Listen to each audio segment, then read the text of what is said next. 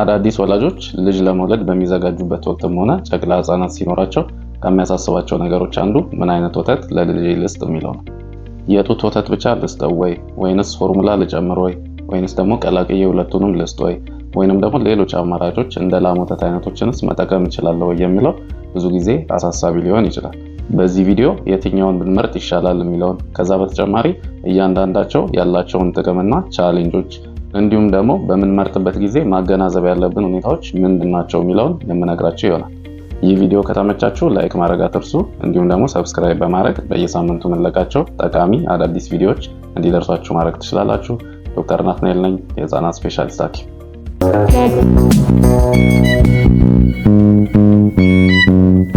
እያንዳንዳቸው ያላቸውን ጥቅም ከማየት እንጀምር። የእናት ጡት ወተት ምንድነው ጥቅሙ? የእናት ጡት ወተት ጥቅሞች ለሁለት ይከፈላሉ። ይህም ለጨቅላ ህፃኑ የሚሰጠው ጥቅምና ለእናት ለራሷ ደግሞ ሊሰጥ የሚችለው ጥቅም ማለት ነው። ለጨቅላ ህፃናት አንደኛ የሰውነት የመከላከል አቅምን ያጎለብታል። ይህም ማለት በእናት ጡት ወተት ውስጥ የሚገኙ በሽታን የመዋጋት አቅምን የሚያጎለብቱ እንደ ኢሚኖግሎቡሊን ያለ ወይንም ደግሞ ሌሎች ተጨማሪ ሴሎች ስላሉ በበሽታ የመጠቃት አቅምን በጣም ይቀንሳል። ከዚህ ኢሚዩኒቲ የተነሳ የእናት ጡት ወተትን መጠቀም እንደ ጆሮ ኢንፌክሽን፣ ተቅማጥ፣ የጭንቅላት ኢንፌክሽን፣ የሽንት ኢንፌክሽን፣ የሳምባ ኢንፌክሽን የመሳሰሉትን እንደሚከላከል ጥናቶች በደንብ ያሳያል። ከዛ በተጨማሪ ቦንዲንግ የምንለውን የእናትና የልጅን ቅርርብ ኦክሲቶሲን በሚባለው ሆርሞን አማካኝነት በጣም የጎለበተ እንዲሆን ያደርገዋል። ሌላው የእናት ጡት ወተት ጥቅም ላክቶባሲላ የሚባል ባክቴሪያ የጨቅላ ህፃናት አንጀት ውስጥ እንዲኖር በማድረግ ሌሎች ጉዳት ሊያደርሱ የሚችሉ ባክቴሪያዎች እንዳይራቡ ያደርጋል። ክሮኒክ ኢልነስ የምንላቸውን እንደ ስኳር፣ ግፊት፣ ኦቤሲቲ የመሳሰሉትን ከዛ በተጨማሪ ደግሞ አለርጂን በደንብ ይቀንሳል። በተጨማሪ የባህሪ መጎልበትና የአእምሮ እድገትን ማጎልበት የሚችል እንደሆነም ጥናቶች አረጋግጠዋል። ዋነኛው የእናት ጡት ወተት አድቫንቴጅ ምንድነው? ኒውትሪየንቶቹ ለጨቅላ ህፃናት በተመጠነ መልኩ የቀረቡ ናቸው። በቀላሉ ዳይጀስት ይደረጋሉ። በቀላሉ ወደ ደም ዝውውር ውስጥ ገብተው የጨቅላ ህፃናትን እድገት ያጎለብታሉ። እዚህ ላይ አንድ ነገር ልንገራችሁ። ብዙ ጊዜ የእናት ጡት ወተት ብቻ የሚወስዱ ልጆች አንዳንድ ክሊኒክ ስናይ ወላጆችን ተጨማሪ ቫይታሚን ዲ መስጠት ያስፈልጋል እንላለን። ይህንን ስንላቸው ብዙ ወላጆች ምን አይነት ጥያቄ ያነሳሉ መሰላችሁ? የእናት ጡት ወተት ሁሉንም ነገር ያሟላ ነው ትሉን አይደለም ወይ? ለምንድነው ተጨማሪ ቫይታሚን ዲ የሚያስፈልገው ይላሉ። እንዳልኩትም የእናት ጡት ወተት ተገቢ የሆኑ ኒውትሪየንቶችን ያሟላ ቢሆንም አሁን ብዙዎቻችሁ እንደምታውቁት ላይፍ ስታይላችን ተቀይሯል። አንደኛው የቫይታሚን ዲ አክቲቭ የምናደርግበት ምንጭ የፀሐይ ብርሃን ነው። አሁን ግን ብዙዎች እንደምታውቁት በተለይ ከተሞች ላይ ልጆች ፀሐይ የሚያገኙበት ሁኔታ በጣም እየቀነሰ ነው። ትልቅ አፓርትመንቶች ላይ፣ ኮንዶሚኒየሞች ላይ በመኖር አንዳንዴ የሚወለዱበትም ሲዝን ጭምር በጣም ረጅም ዝናባማ ወቅት ይሆንና ተገቢውን የፀሐይ መጠን ስለማያገኙ ነው ይሄ የሚመከረው እንጂ የእናት ጡት ወተት ኒውትሪየንቶቹ አነስተኛ ስለሆኑ አይደለም። ሌላኛው ለእናትየው የእናት ጡት ወተት ማጥባት ምን አይነት ጥቅሞች አሉት ካላችሁ ዋነኛውና መሰረታዊ ኢኮኖሚካል ጥቅሙ ነው። ምክንያቱም ምንም ወጪ የለውም፣ በቀላሉ የሚገኝ ነው፣ ሁልጊዜ ንጹህ ነው። ከዛ በተጨማሪ ደግሞ በበቂ ሁኔታ መገኘት የሚችል ነው። አንዳንድ እናቶች የኔ የጡት ወተት አነስተኛ ነው ይላሉ።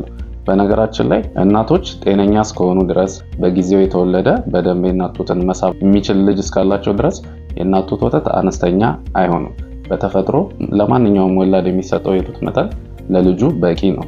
አንዳንድ የእናት ጡት ወተትን የሚቀንሱ ምክንያቶች ከሌሉ በስተቀር በበቂ ሁኔታ ግን እንዲመረት ማድረግ የሚያስፈልጉ ነገሮች አሉ።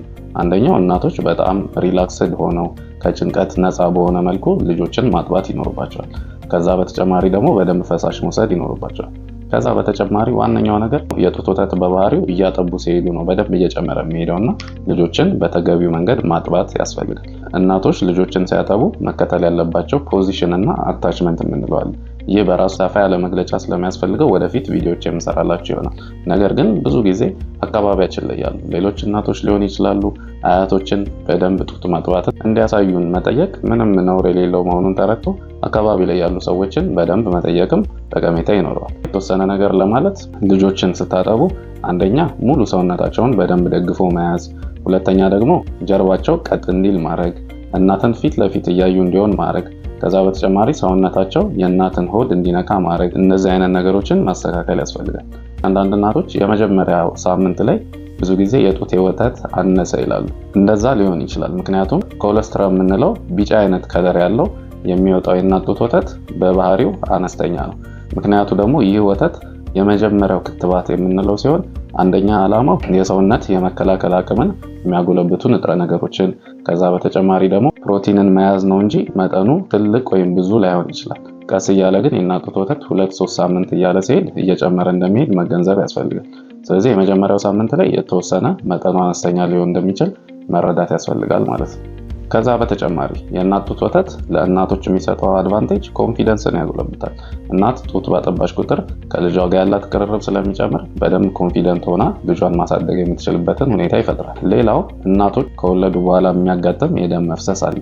ማህፀን ቶሎ ወደ ቦታው መመለስን በማጎልበት እሱንም የመከላከል እድል አለው። ከዛ በተጨማሪ አንዳንድ የካንሰር አይነቶች እንደ ኦቫሪያን ካንሰር የምንለው፣ የጡት ካንሰር የምንለው፣ የማህፀን በር ካንሰር የምንለውንም የመከላከል አቅም አለው። ከዛ በተጨማሪ በተወሰነ መልኩም ቢሆን እርግዝናን የሚከላከልበትም አቅም አለው። እዚህ ጋር ግን እሱን ብቻ እንደ እርግዝና መከላከያ መጠቀም ይቻላል ማለት አለመሆኑን በደንብ መገንዘብ ያስፈልጋል። እነዚህ ሁሉ ጥቅሞች ካሉት የእናት ጡት ወተት ሁሌም ባይሆን እናቶች አቬሌብል መሆን ወይንም ደግሞ መገኘት ሊጠብቅባቸው ይችላል። በዚህ ዘመን እንደምታውቁት ብዙ እናቶች ብዙ ሰዓታቸውን የሚያሳልፉት ስራ ላይ ስለሚሆን ከዛ አንፃር ላይመች ይችላል። ነገር ግን ያው የእናት ጡት ወተትንም ቢሆን ፍሪጅ ውስጥ አስቀምጦ መጠቀም እንደሚቻል ማወቅ ያስፈልጋል።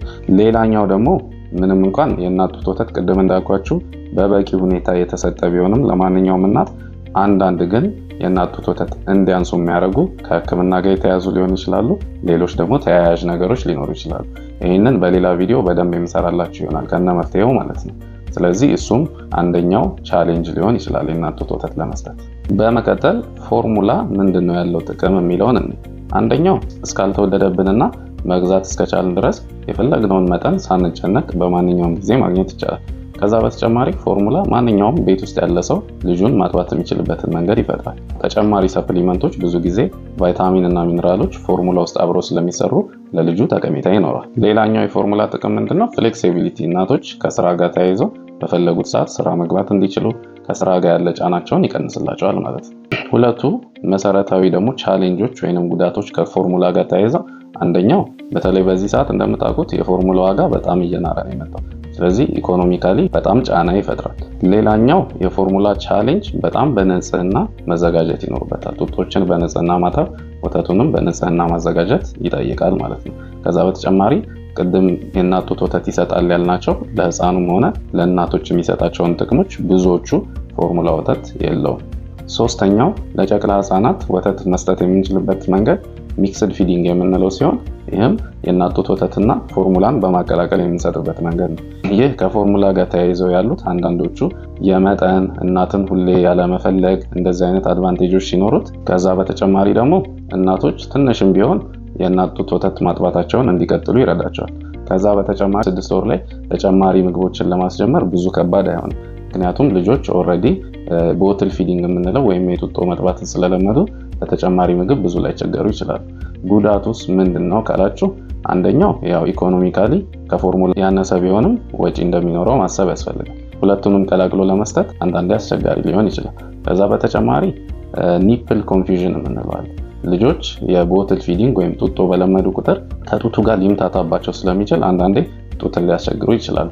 ሁለቱንም ቀላቅለን መስጠት እንፈልጋለን የሚሉ እናቶች ደግሞ መጀመሪያ የእናት ጡት ወተትን አስቀድሞ መስጠት ይመረጣል። ሌላኛው በብዙ አጋጣሚዎች ሰምታችሁ የምታውቁት ሊሆን እንደሚችል ገምታለሁ፣ በጣም አስቸጋሪ ሁኔታ ኖሮ የግድ መስጠት አለብኝ ካላሉ በስተቀር የላም ወተት ከ1 ዓመት በታች ሲሰጥ የደም ማነስን ስለሚያመጣ ከ1 ዓመት በታች ላሉ ልጆች ምንም ባይሰጥ ይመከራል።